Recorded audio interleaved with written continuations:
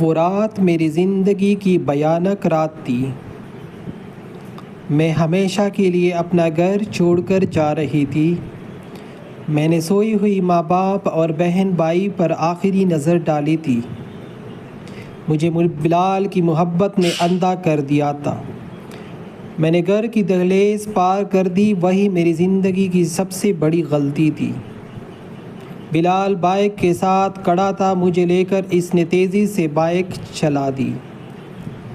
میرا نام نیلم ہے اور میری یہ ان دنوں کی بات ہے جب میں 15 برس کی تھی اور 9ویں جماعت میں پڑھتی تھی۔ گھر میں امی ابو اور 2 چھوٹے بھائی بہن تھے جو مجھے بہت عزیز تھے۔ میں گھر میں بڑی تھی، روز اسکول اور اسکول سے گھر۔ مجھے پڑھنے کا بے حد شوق تھا۔ ان دنوں موبائل فون عام نہ تھے۔ اسکول میں میری ایک دوست تھی، اس کا نام مینا تھا۔ اس کے پاس موبائل فون تھا اور وہ اسکول بھی لاتی۔ بہت ہوشیار تھی، آج تک ٹیچر کو پتہ نہ لگ سکا تھا۔ میں اور مینا کبھی پانی پینے کے بہانے سے یا کبھی بریک میں پچھلی طرف کا رخ کرتے اور ٹینکی کے ساتھ لگ کے موبائل فون استعمال کیا کرتے تھے۔ اس مفلسی اور ادھوری خواہشات سے بھری اس زندگی میں ایک وقت میرے لیے بہار کا ہوتا تھا۔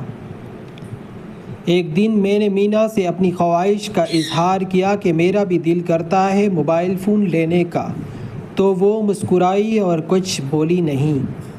یوں ہی زندگی کٹتی رہی۔ 2 ہفتے بعد مینا نے مجھ سے کہا کہ بلال میرا کزن ہے اور وہ تمہیں پسند کرتا ہے اور چاہتا ہے کہ ایک بار تم اس سے مل کے اس کی بات سن لو۔ میرے لیے یہ الفاظ بالکل نئے تھے۔ میں بھول کر بھی کبھی یہ سوچ ذہن میں نہ لا سکتی تھی جس میں بنا کسی جائز رشتے کے ایک غیر مرد سے خود کو جڑتا ہوا پاؤں۔ اس کی اس بات پر میں نے کافی غصے کا مظاہرہ کیا اور یہ کوئی نئی بات نہ تھی ہمارے لیے۔ خیر رات کے کھانے کے بعد میں اپنے بستر پر آ لیٹی۔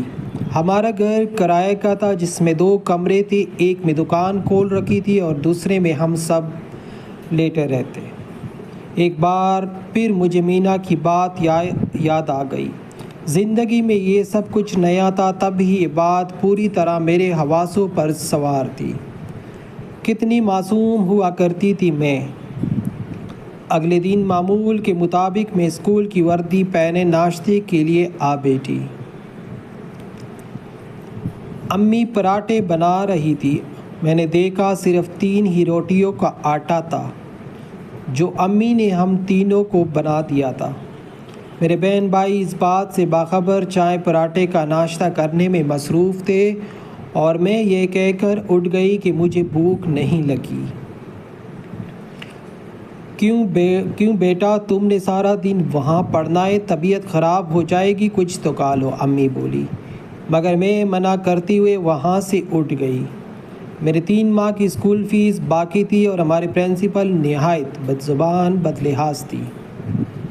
ایک ہفتے سے وہ روز مجھے کلاس روم میں آ کر وارن کر رہی تھی۔ میں انہیں سوچوں میں گم کہ آج میڈم کو کیا جواب دوں گی۔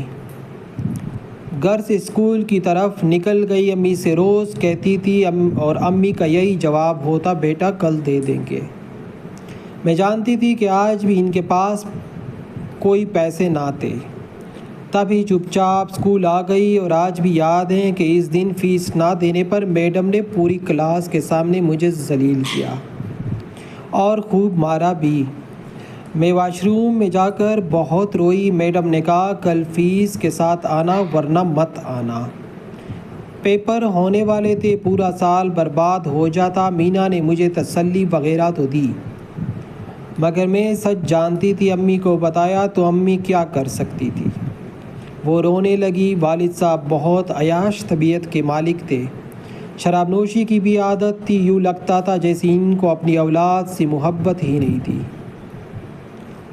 وہ ہم سے ہمارا مسئلہ اور ضروریات پوچھتے تک نہ تھے۔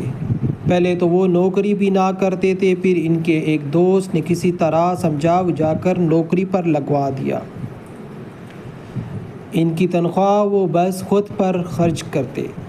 کبھی تو امی کی دکان کا منافع بھی لڑ جگڑ کر لیا کرتے تھے۔ آج جب ابو گھر آئے میں ان کے پاس جا بیٹھی، وہ شراب پی کے آئے ہوئے تھے۔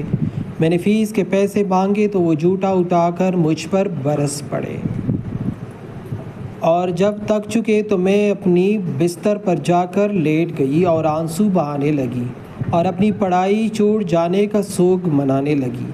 2 دن بعد مینا میرے گھر آئی اور بولی تمہاری فیس میں نے دے دی، کل سے تم اسکول آ جانا۔ میں اس وقت اس کی بہت شکر گزار ہوئی اور امی نے اسے جلدی پیسے لوٹا دینے کا وعدہ بھی کر لیا۔